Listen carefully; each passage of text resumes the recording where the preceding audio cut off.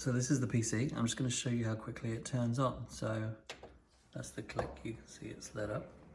And I only build PCs with solid state drives, so there's no hard drive, there's no spinning disk thing that they used to have. Basically, instead of that, there is a very fast memory card. And you can see we're already booted up. And it's not just showing the window screen, this is totally ready to go. There's absolutely no lag. This is ready to play right now. So inside the machine, I'll just pop the side off. Inside the machine we have the two coloured fans at the front, which is what you see through the grille. And there's rainbow coloured M2 card, that's the storage. And you can also see there's that's the liquid cooled heatsink. So the processor is cooled by liquid that's vented out through this radiator on the top. And that basically means the computer runs extremely cool, and that means it's going to last a long time, can work really hard. It just doesn't make a lot of noise. This is running right now. And there just isn't any fan noise because the sheer amount of fans in there, they just don't have to work very hard. So, and here's the video card. This is the 1070 Ti. Extremely hard to get hold of. All video cards are very difficult to get hold of at the minute.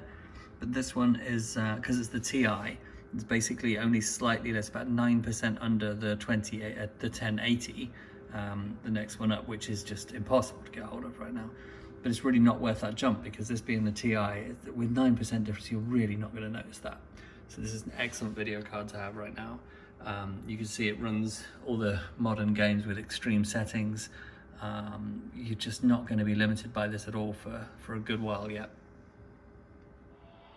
So I'm running Cyberpunk just to show you how well it runs.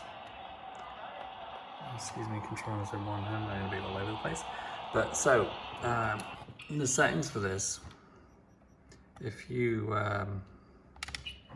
tell it to default to what it thinks are the best settings for the video card, actually sets it to ultra. So running at 1080p, see I've got some extra width on this monitor, but it's running at 1080p, and actually suggests ultra settings, so it runs with all the new ray tracing stuff and all the things that this game is famous for. And you see it's running really well. I'm stuck.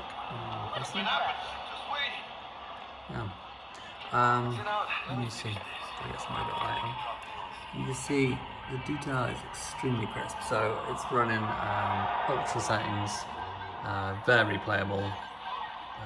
If you really want it to be extremely smooth, you could turn it down a little bit, but I think this is perfectly playable like this. So just testing it at full screen of the monitor. So this is like an ultra wide monitor. This is like basically doing the work of two monitors stuck together. And actually it works really well. It's very playable. It just really shows that it's a hell of a graphics card that's doing this. And so this is running Dead by Daylight, which is what I'm playing right now. You can see I'm running the full width of the monitor. Running the full width of the monitor, so it's doing double the work. The settings are on ultra, and it's still running, I don't know, I can't see any frames in that, so it must be running more than 60 frames a second, and it's running just fine.